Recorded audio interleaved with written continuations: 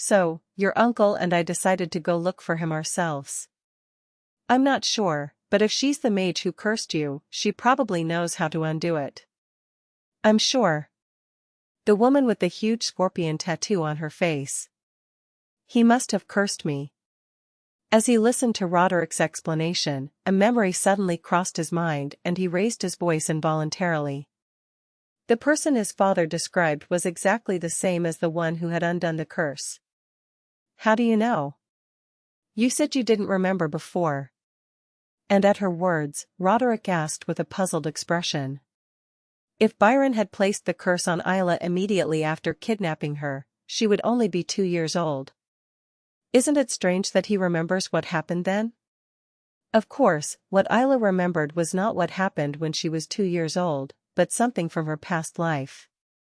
When I hear my father's words, I vaguely remember something like that. Isla, who almost unintentionally revealed something about her past life, tried to hide her embarrassment and quickly explained it to him. He consoled himself by thinking that he had not lied to his parents, since he had not told them when it had happened. Yes, I see. Although he was still hesitant, Roderick nodded in understanding. If it had happened when he was 2, wouldn't he have a vague, if not definitive, memory? Even more so if it had been a traumatic event. Anyway, thank goodness her daughter had informed her that Suki Insidio was undoubtedly the one who cursed her. Yeah, then I guess I'll go. Yes, father. Take care of yourself. Roderick left a greeting for his daughter and headed to the entrance to the secret passage. He turned the statue deftly, revealing a hidden door. I was about to enter. Father. Isla called to Roderick, her voice wavering. What's happening? Well, then, what will happen to my fencing and horse riding classes while my father is away? He asked, his face red with embarrassment. While she took lessons from his successor, Roderick began teaching her fencing and horse riding himself, as he found them quite enjoyable. The Weishafen family swordsmanship was unfamiliar to him, as it was quite different from the dagger technique that Cloud had taught him, but it was still fun to learn the fundamentals one by one. In her past life, she had been so overwhelmed by etiquette lessons that she had not been able to learn fencing with Roderick, so everything seemed new to her. Riding classes were no exception. It was the first time in her life, past or present, that she had ridden a horse alone, and every time she did, she felt incredibly free and renewed. And above all, what made the class so good was that the teacher was his father. Sometimes harshly, sometimes gently. Spending time with his father, who taught him the basics step by step, had become his favorite part of the day. Oh, you mean class? I asked someone I trusted to take care of her. She's a friend who leads the Imperial Guard. We're like brothers, so she must be like an aunt to you. I'll introduce her to you before I leave, Roderick responded as if to tell her not to worry. Ah, I see. Isla responded with a sullen bow. While fencing and horseback riding were fun in and of themselves, spending time with his father was even more so. She felt strangely disappointed that her father didn't seem to understand her feelings. When his daughter pouted, Roderick felt embarrassed and wondered why. Why should she be upset to find out that classes were going smoothly even while he was away? And soon, Roderick understood why, and his face melted in a way his normally gruff self would never have imagined. You want to be with me? This dad is so stupid he doesn't even know how you feel. Roderick chuckled, his arms trembling, and stroked his daughter's head. He stroked her so hard that the spot on her head turned shiny. Isla wasn't the only one enjoying that moment. Roderick too. It wasn't just because she was her daughter, but Isla was also an excellent student.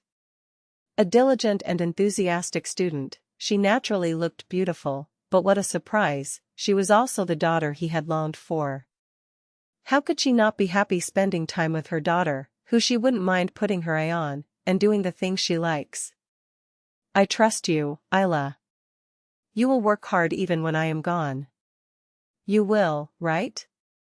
yes, father.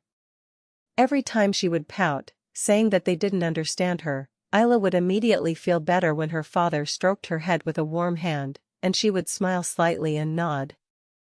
Sure, no one will blame you if you relax a little while I'm gone. But don't overdo it.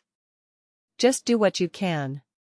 Roderick, worried that his diligent and lacking common sense daughter might train too much and get hurt or sick, added with a radiant smile still on his face.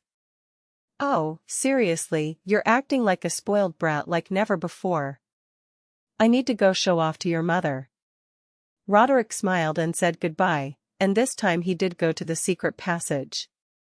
It was the first time she had seen her daughter, who rarely complained, behave like this.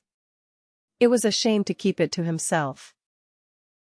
And Isla, alone, stood there blankly, mulling over what her father had said. Was I being childish?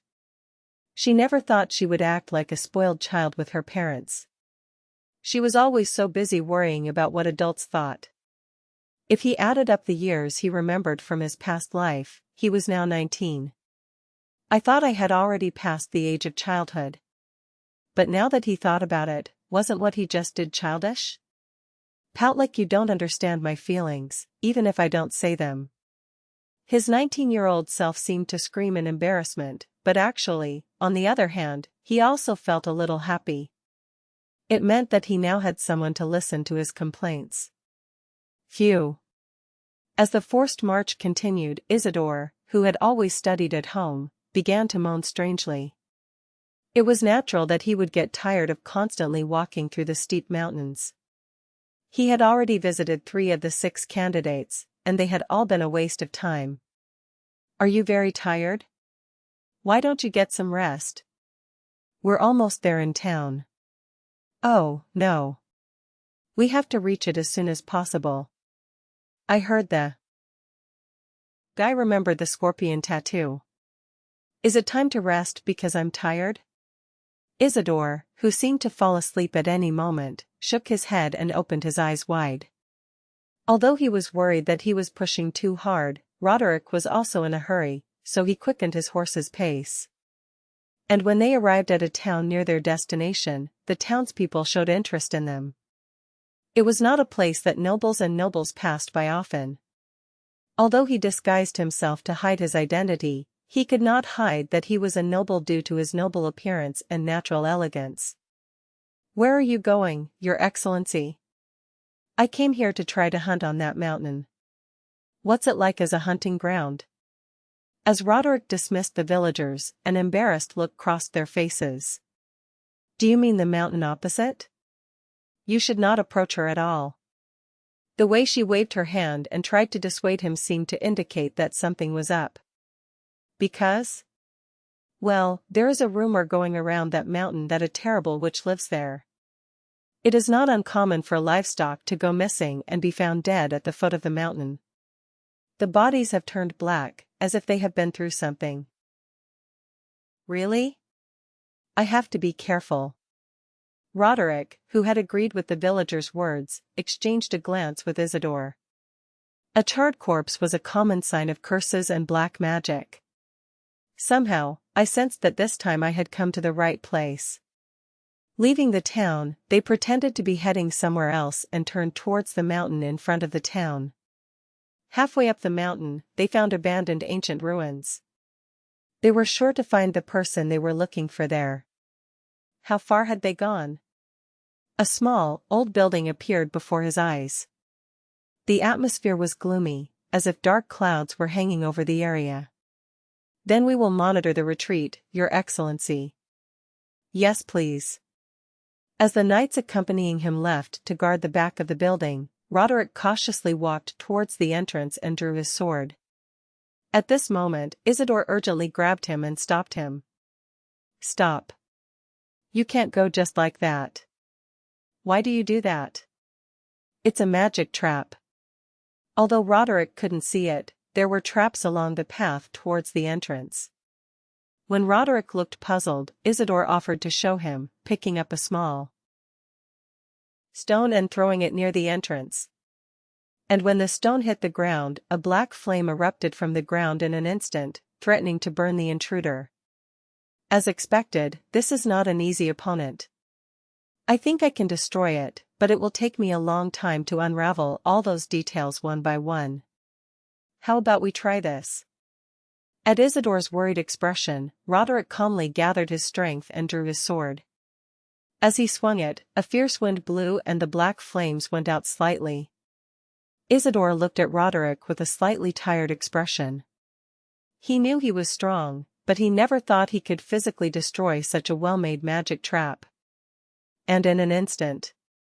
Anyway, it was lucky that things became easier thanks to that. Then, let's go.